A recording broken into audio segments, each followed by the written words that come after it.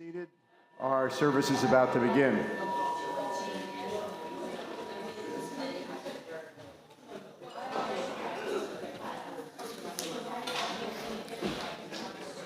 Good morning. Everyone here in the sanctuary and those watching virtually, welcome to the Unitarian Universalist Congregation of the South Jersey Shore.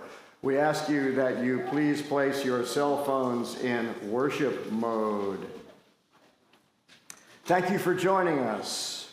We who bring a teaching of hope, who welcome all in our doors, the joyful, the heartbroken, atheists and Christians, Muslims and Jews, straight and gay, lesbian, bisexual, queer, transgender, all who are searching, seeking, looking for more meaning, more service, more love. All of us gathered here together. My name is David Fenimore. I am your worship associate this morning. I'm a member of this congregation and currently serve it as a member of the choir, occasional piano noodler, member of the committee on ministry, and I attend the men's group and the UU Writers United. Wow, there's a lot going on here, isn't there? Geez, not the Mahjong Society, not yet. We'll have one of those soon. Our worship service today is led by UUCSJS member Julie Spradlin. Julie was widowed in 2023 after 40 wonderful years with her beloved wife, Sue. She has a BA in psychology with a minor in women's studies from Rutgers, Newark, and a teaching certification from Glassboro State, now Rowan University. Video of today's service will be available on our YouTube channel later today. To those gathered live on Facebook, we welcome your comments as well as your joys and sorrows on that platform. Please remember that this video will be on the internet, so do not share information best kept private. And you know what we're talking about. There are a few announcements for this week. Gina invites all those interested in attending her vocal toning group. That's today in the sanctuary here at 12 noon. Also, all those interested are invited to join Colette on the deck after the service for a personal prayer service. A reminder to families, we will have the RE Learning Lab next Sunday and the All Ages service on May 10th. That's the second Sunday of every month, because next Sunday, 1 week from today, May 3rd, we will follow last summer's celebration of folk singer and activist Woody Guthrie by honoring the 107th birthday of Woody's best-known protege, Pete Seeger. For 75 years, Pete worked tirelessly to spread the gospel of community singing, an ancient instinctive way of creating group identity by sharing rhythm, repetition, and harmony. His positive and inspiring musical energy brought folks of many ages, colors, backgrounds, and belief systems together on the side of world peace, social justice, and environmental protection. Now, in theory, this will be presented by me, David Fenimore, but in reality, the real star will be an old friend of mine, Kingston Trio member Tim Gore-Langton will be our guest. And Tim will be bringing his Vega long neck Pete Seeger banjo, talking about Pete, who's one of his favorite musicians in the world, and leading us in singing along some of Pete's best known songs. So don't miss next weekend. Welcome to worship.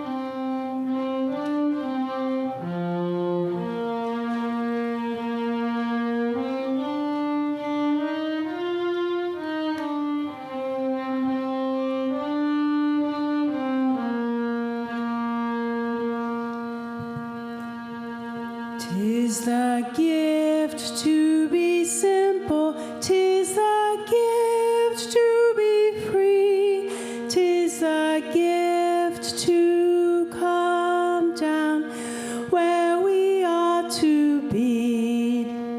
And when we find ourselves in the place just right, we'll be in the valley of love and delight.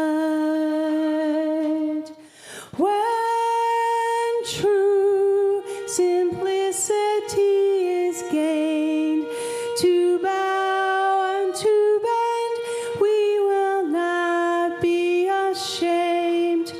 To turn will be our delight, till by turning we come round right.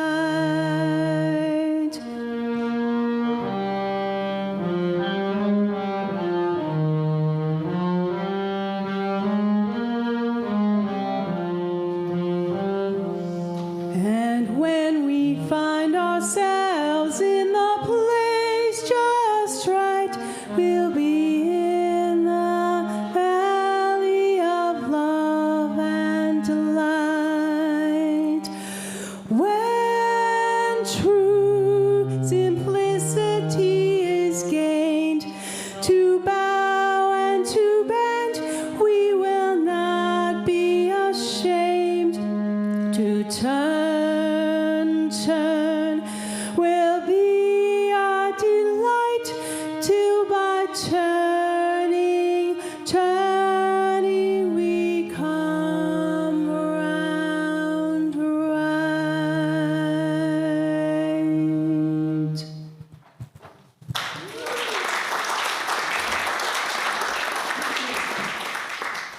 Beautiful little shaker hymn. Thanks. Welcome into this place of healing.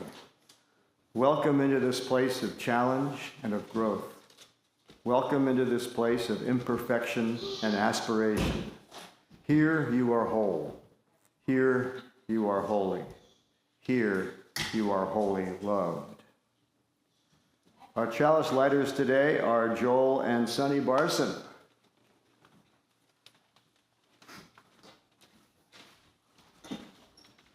You can come on out.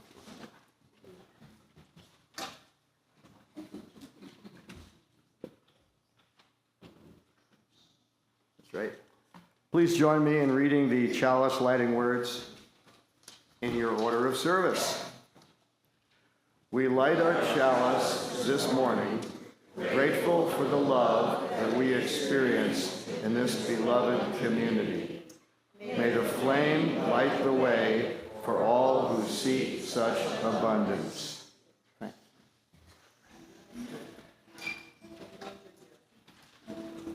Please rise now in body or spirit, or both, and sing our gathering hymn number 1053, How Could Anyone?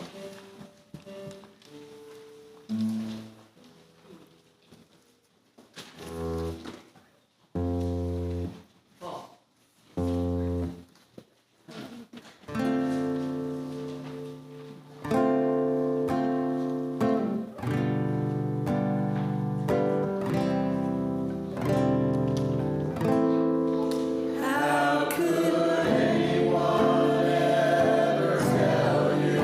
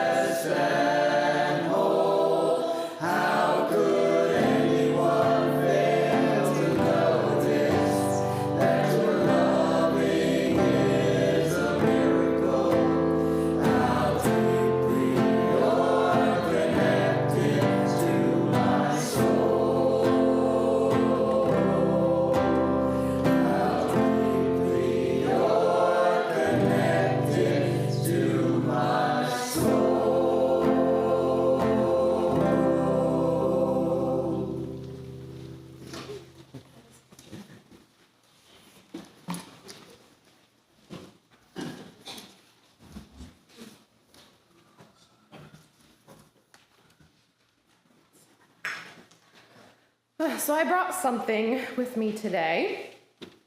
Y'all see it? It's nothing fancy, it's just a cup. But today I'm going to tell you a story inspired by Patricia Polacco's book, The Blessing Cup.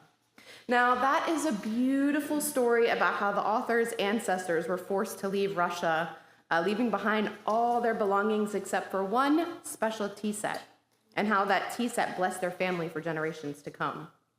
If you get a chance, I highly recommend that you check this book out. But today's story isn't that story, but it inspired me to tell the story I'm going to tell you today. So today, this super regular, nothing fancy teacup is going to be our blessing cup. So tell me, what do you put in a cup? What do you put in a cup? Coffee, wine, and water. Those are my 3 favorite choices. Anyone else put anything else in their cups? Tea. It is a teacup, right? Atlas, what do you put in yours? Chocolate milk. Mr. Richard? What is it? Joy. Oh, you're segueing into our story for today. So let's move it on, right? So cups hold lots of different kinds of things, right? Things normally that we like chocolate milk and wine. But in this story, this cup is going to hold something a little bit different.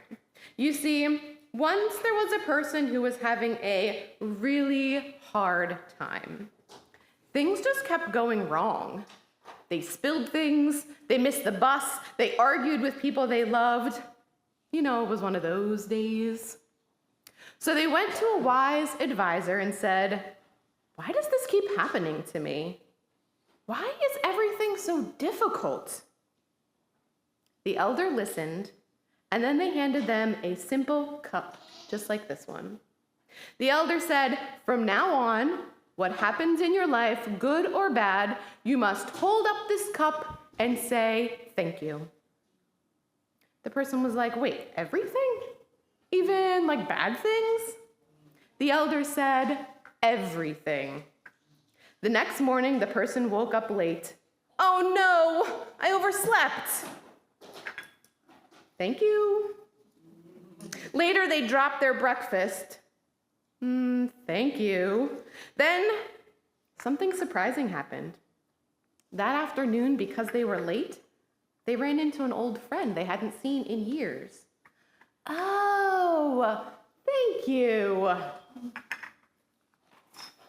Days went by and not everything became easy. Some things were still hard. Some things were still sad. But each time they lifted the cup and said thank you. And slowly they began to notice something new. Sometimes the bad things led to something unexpected. Sometimes they learned something important. Sometimes they discovered that they were stronger than they thought. And sometimes they didn't understand at all, but they still held up the cup. So let's try something together. I want you to think of something small that happened to you this week. Maybe it was something good, maybe it was something a little bit frustrating. Now you have it in your mind. I want you to hold up your hand like you're holding up a little cup. And together we're all going to say thank you. You ready? Thank you. Now, saying thank you doesn't mean we pretend everything is good. It doesn't mean we like everything that happens to us. It means we stay open. Open to the possibility that something meaningful might be growing. Open to noticing what is here right now. This is what a gratitude practice is, and Julie is going to tell us all about that in a little while. But for now, we can think of it as a kind of blessing cup that we carry in our lives. Because sometimes gratitude isn't about knowing why something happens. It's about choosing to hold the cup anyway.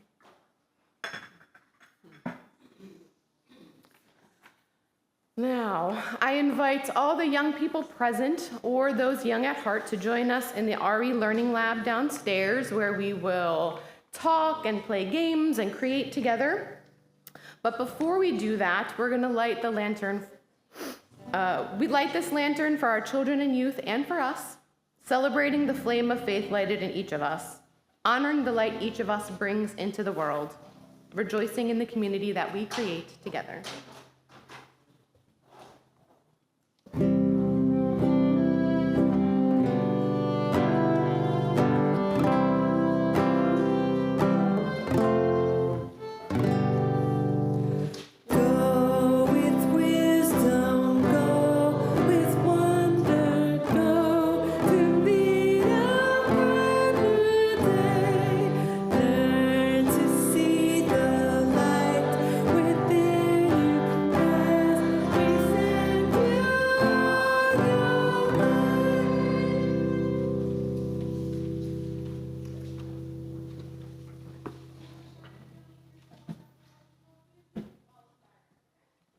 Thank you, Jess.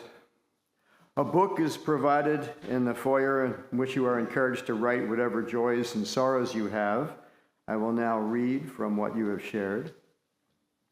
From David Wiesner. Most of you know that Beth has been diagnosed with multiple sclerosis. She's doing well. Next week, Beth and I are going to be in the MS Walk in Ocean City. Our team name is Ain't Misbehaving. Get it?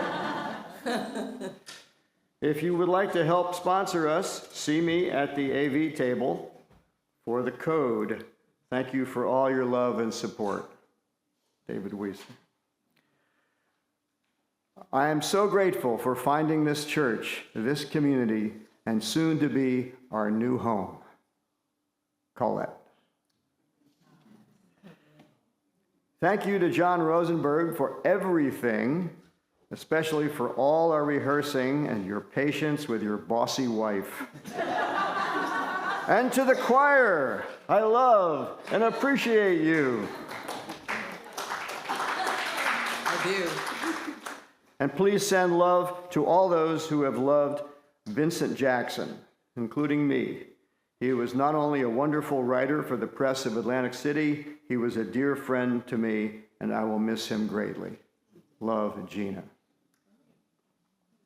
Also, since there are many birders in the audience, I thought it might be appropriate to note that today would be the 241st birthday of John James Audubon.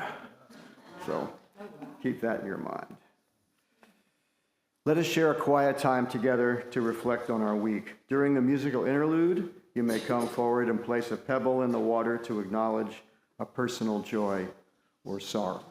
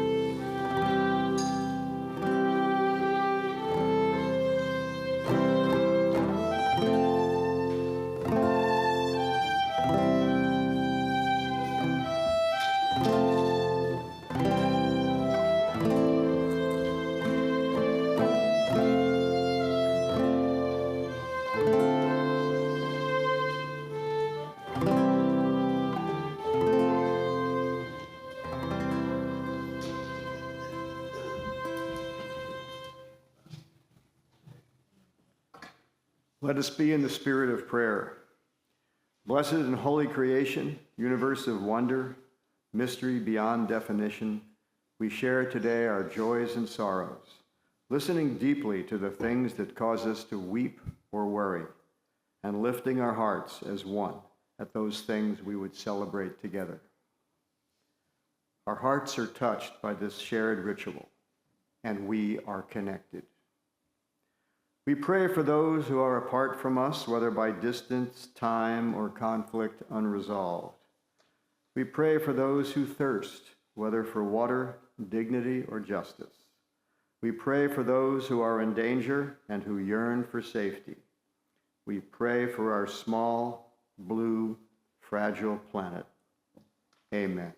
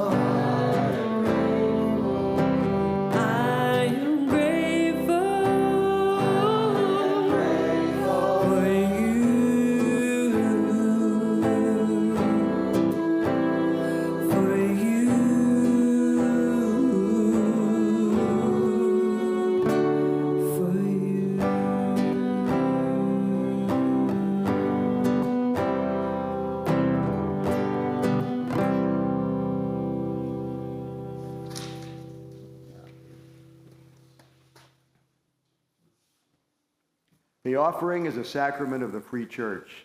It is supported by the voluntary generosity of all who join with us. More than 80% of our annual budget is supported by direct pledges and donations collected through our in-service offering.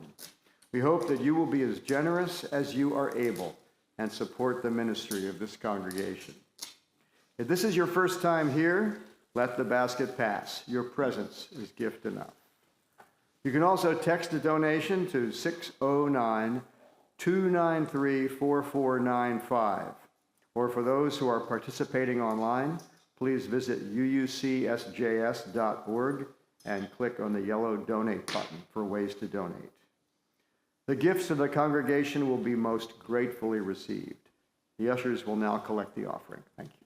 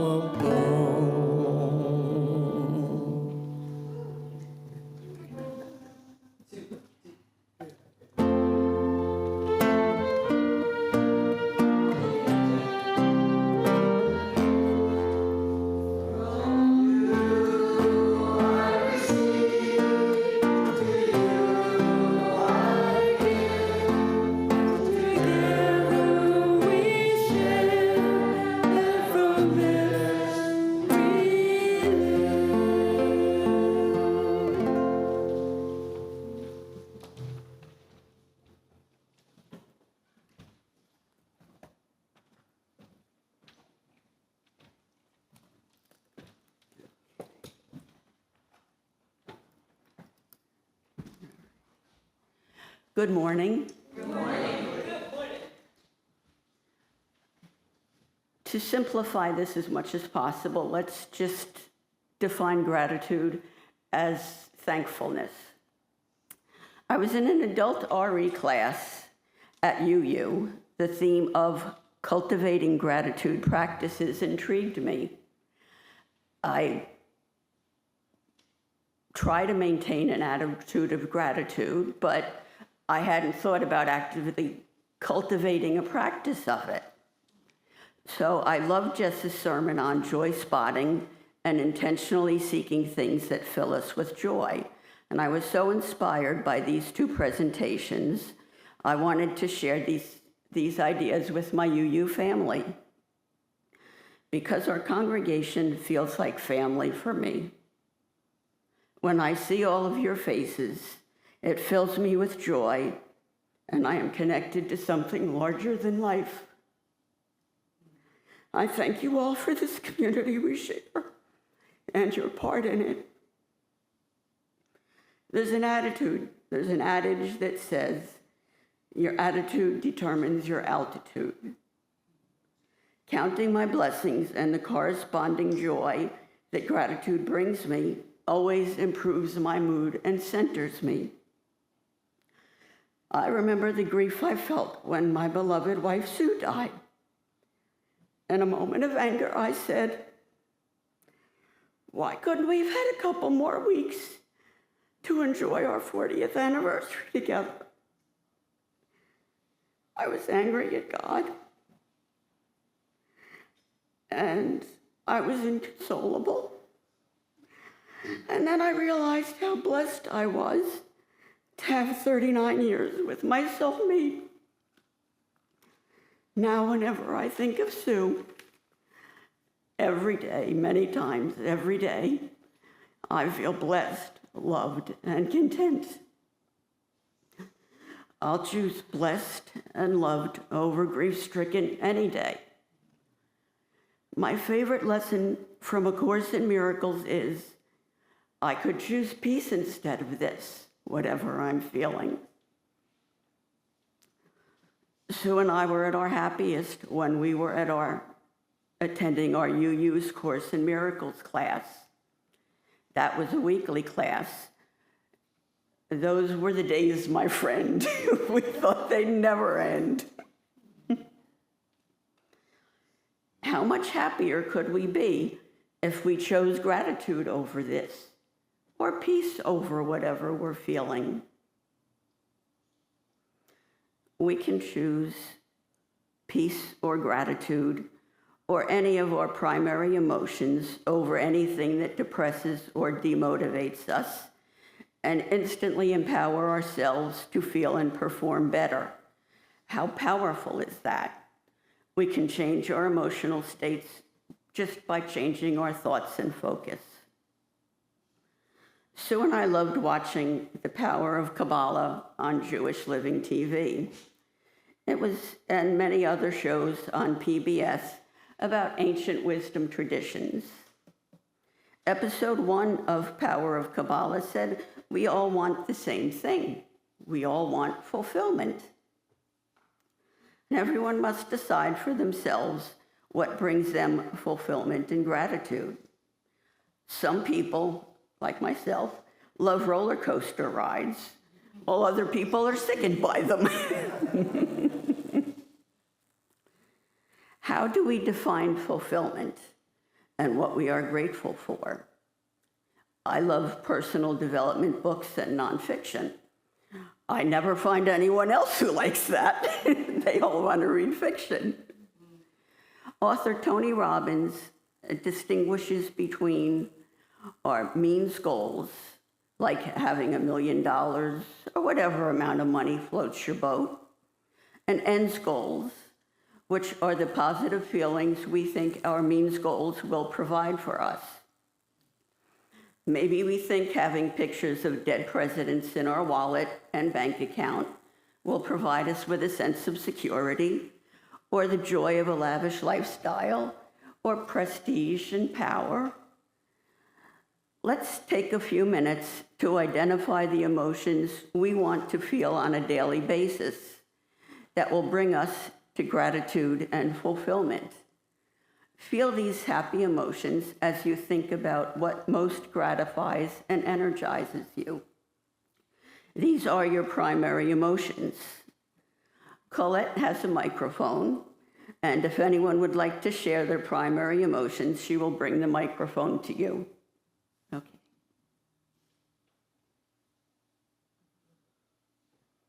And I will just add now that my primary emotion has always been love. Would anyone like to share their emotion? It's okay if you don't. Okay, thank you. Friendships. What a surprise. Use the microphone so they can hear at home. Okay. Oh, the friendships that fill my life.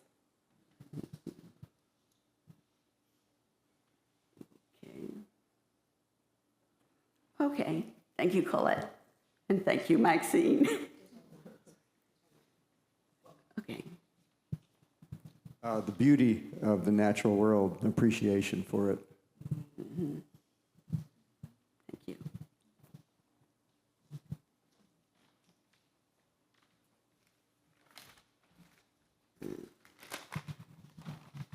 Having fun.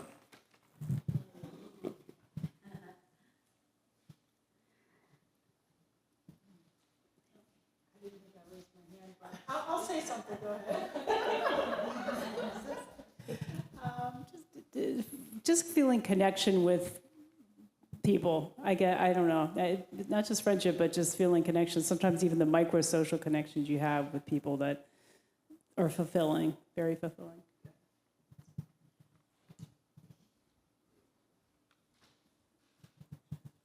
I would say that the love of family, and like you said, Julie, this feels and is family here where we are.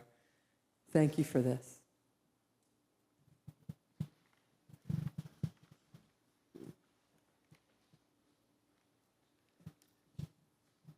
Learning and experiencing new things.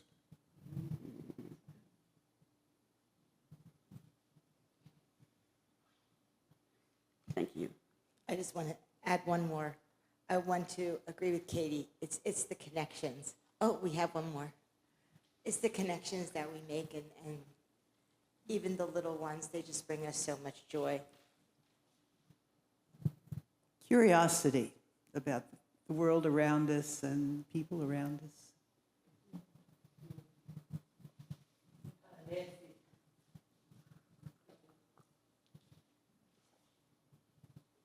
Mother Nature and the arrival of the hummingbirds.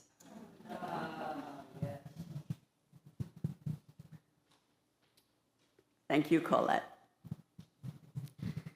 The Cambridge Dictionary defines fulfillment as a feeling of satisfaction that you have achieved what you want.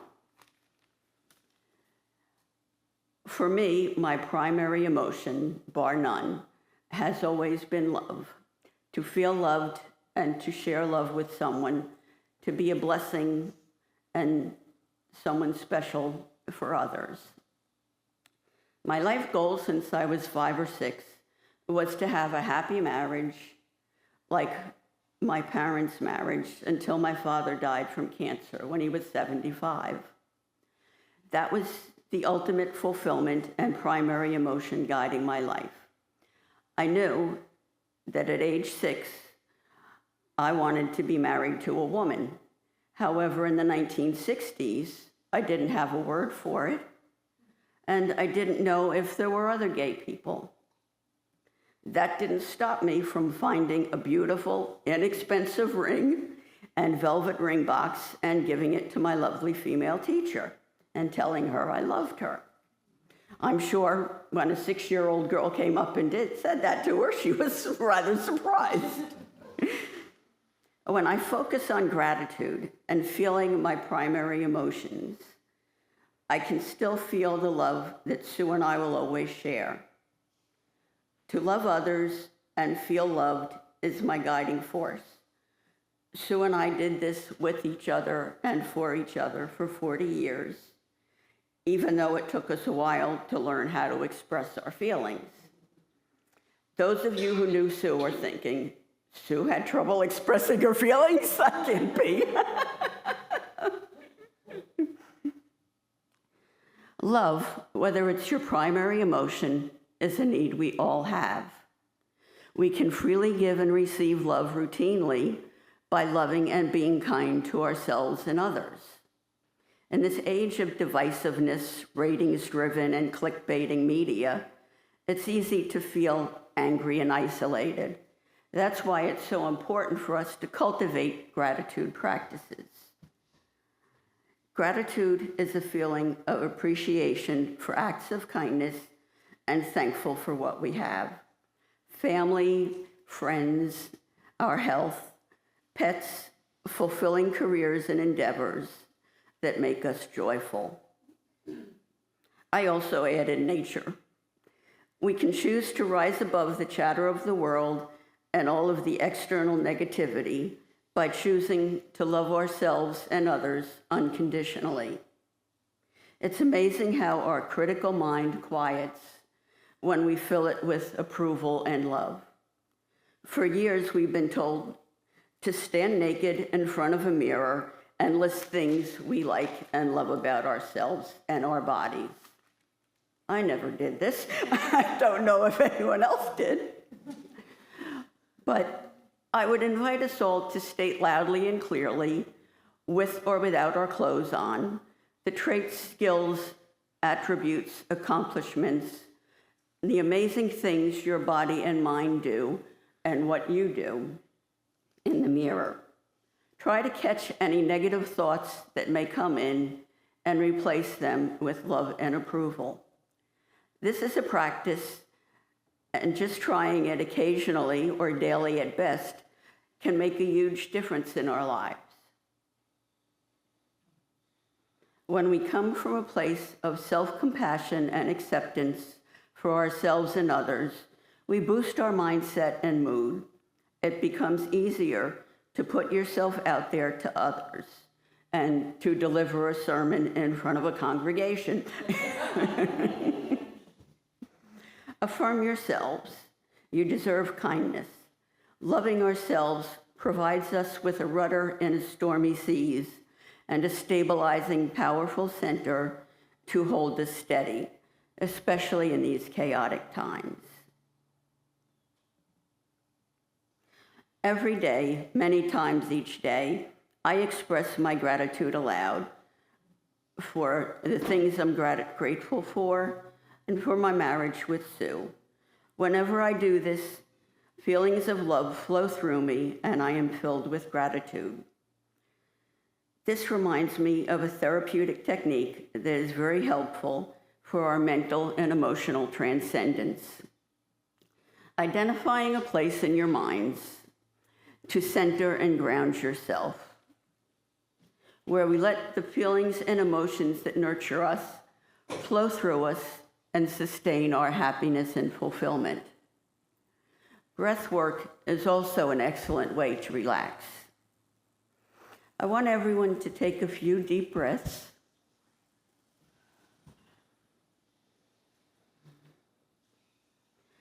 And I will share with you the place I go to. And then I will ask you to close your eyes and take a magical journey to your favorite place. Whenever we got a 3-day weekend, my family would go to Virginia to visit my Aunt Ruth and all of my mother's family. Aunt Ruth would always invite 30 aunts, uncles, and cousins over for a Saturday barbecue. I want you to let the wonderful smells and tastes of a charcoal barbecue and ignite your senses. The scent of fresh-cut grass, the sounds of a volleyball game and metal horseshoes clanking, and laughter. Everyone loved and felt loved here. I corresponded with my cousins, talked to them on the phone, and we got together every chance we could get. So whenever we had the chance to enjoy time together, we held each other, we laughed, we loved each other, and it is just my favorite place. It is just a wonderful experience that even though my Aunt Ruth and Uncle Walter passed away long ago, I still enjoy these visits several times each week and always will. This is my favorite gratitude practice. Now, if you're comfortable, I'd like you to go to your happy place. If you'd like to close your eyes, breathe deeply, and enjoy that place which enriches you and gratifies you. Bon voyage.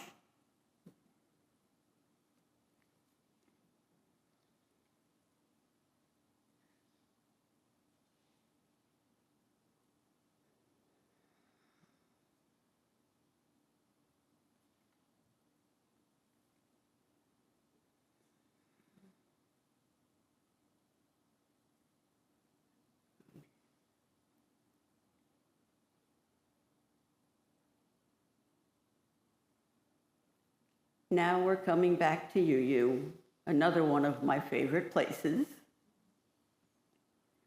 We can relive our treasured moments anytime. According to ARP and Remind magazine, nostalgia is very helpful in regaining memories. We all have songs, music, movies, TV shows, foods, and scents that can take us back anywhere in time and fill us with joy. There are countless physical benefits and health benefits in cultivating an attitude of gratitude.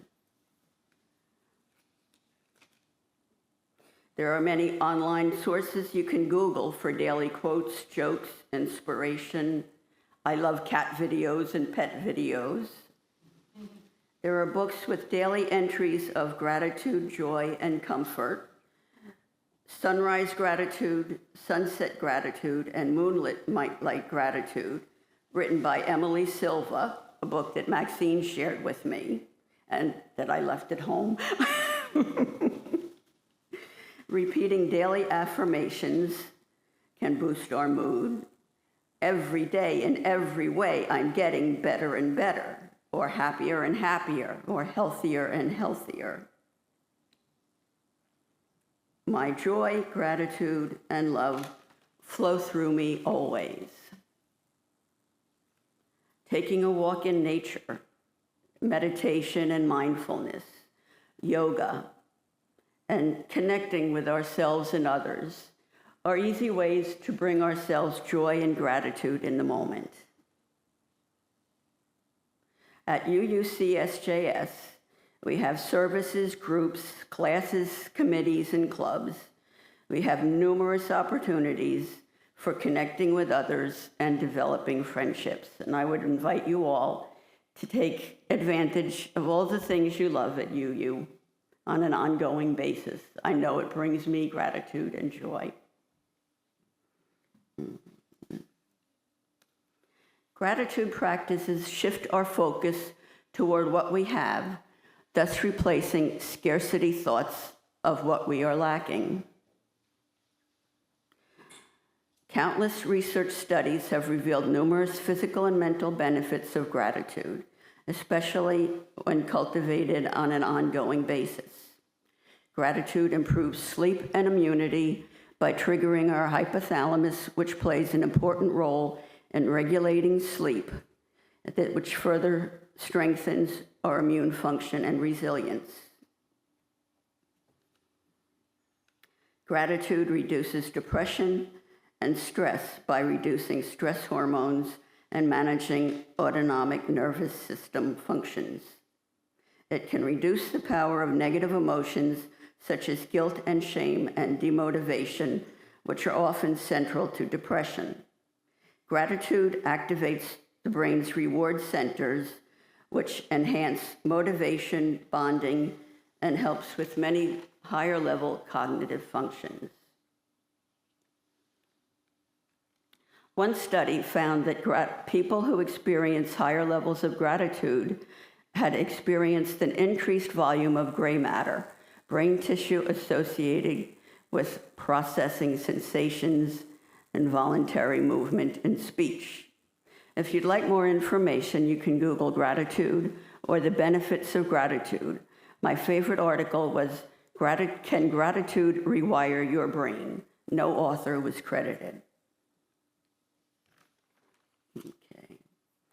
I invite you all to cultivate gratitude, and you'll soar to new heights. There's a lot to learn from ancient wisdom. An old adage says, if you say one prayer in your lifetime, let it be thank you. Thank you.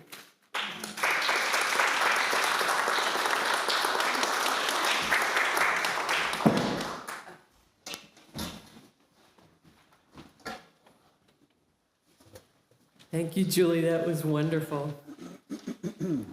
We're going to ask everyone to please rise in body or spirit for the closing hymn. Number 311. Let it be a dance.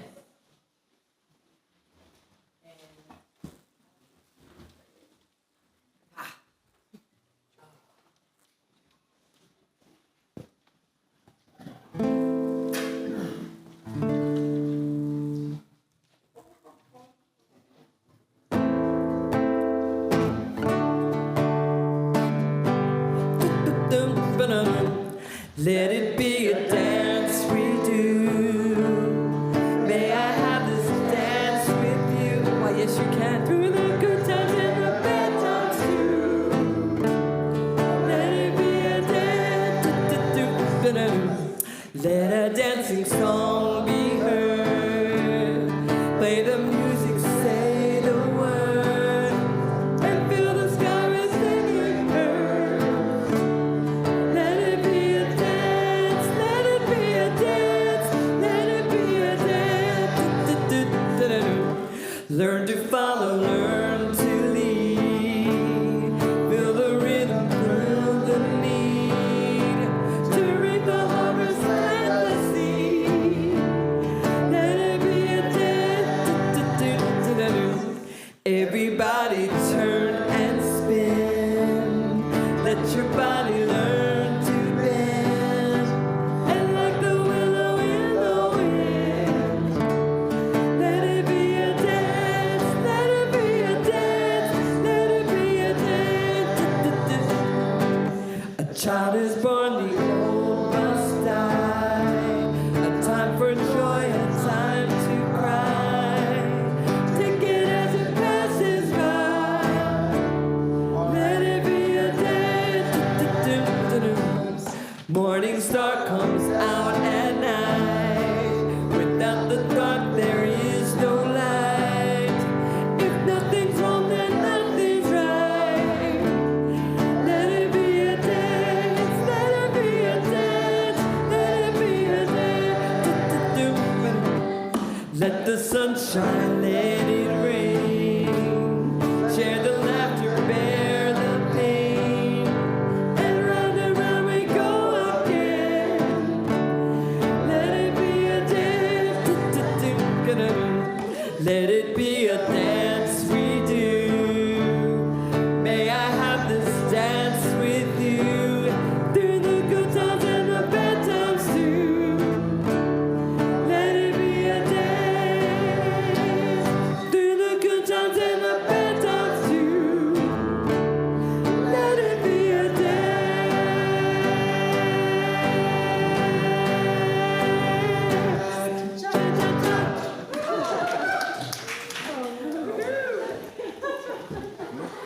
I like that. I like that. And Julie, thank you, Julie, for that amazing lesson. I found my secret place in my head now, and I always know where to go. Our closing words today are written by Barbara Cheatham. And now we take our leave. Before we gather here again, may each of us bring happiness into another's life. May we each be surprised by the gifts that surround us.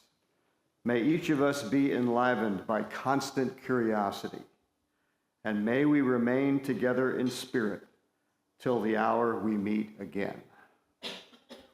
Let's read the words together for extinguishing the chalice. We extinguish this flame, but not the light of truth, the warmth of unity, or the fire of commitment. These we carry in our hearts until we are together again.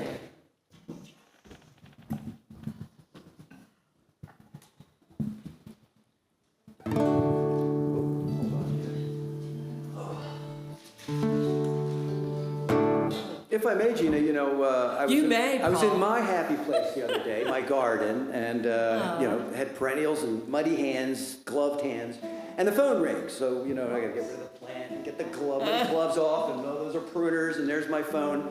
Answer the phone, it's Gina, and Gina says, Hi, Paul. "Hey, would you do Holy Now this week?" And I thought, yeah, that'd be great. So I put it on my phone, I'm walking around my garden, and all the ferns are coming up now. And I have a bunch of different kinds of ferns. Some come up like tarantula legs, others like peacock feathers. It's just amazing, the variety and how they all emerge into this world. And it really was a moment of reverie and holy now. It really is my happy place, I gotta say. We're going to all come over to your happy place. Very good. And check it out. Too. Peter Mayer's Holy Now. All right.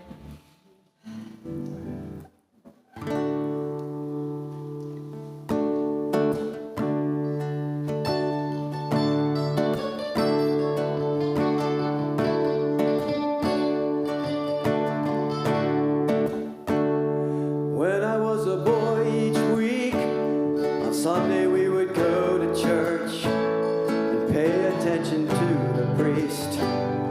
He would read the holy word and consecrate the holy bread, and everyone would kneel and bow. Today the only difference is everything is holy now. Everything is holy now.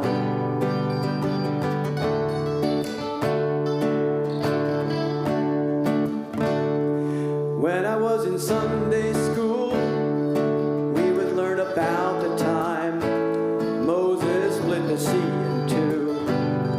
Jesus made the water wine. And I remember feeling sad that miracles don't happen still. But now I can't keep track, 'cause everything's a miracle. Everything's a miracle.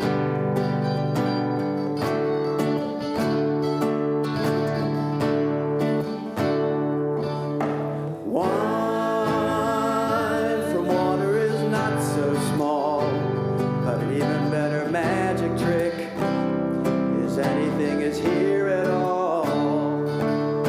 So the challenging thing becomes not to look for miracles, but finding where there isn't one. When holy water was rare at best, barely wet my fingertips, but now I have to hold my breath like I'm swimming in a sea of it. Used to be a world half there, heaven second rate, hand me down, but I walk it with a reverent air, 'cause everything is holy now. Everything is holy now.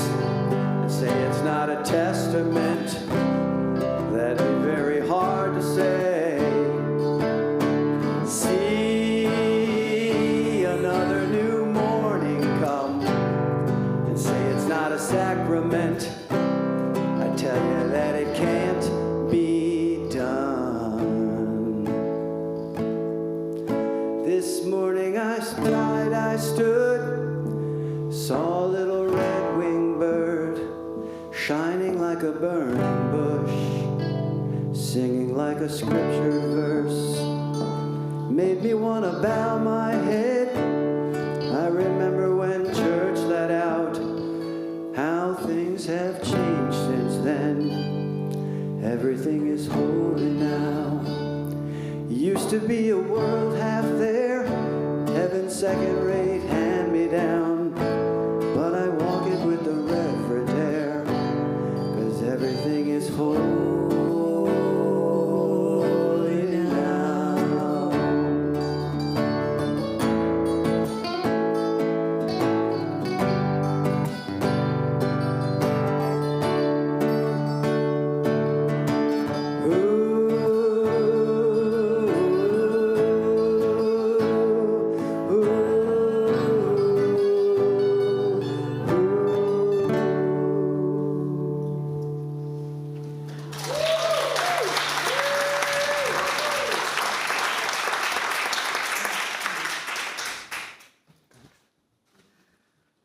We warmly welcome all of you who are visiting with us today. Stay and share refreshments with us so we may get to know each other better. Now let us share in a moment of silent reflection to consider today's message and the meaning it has in our lives.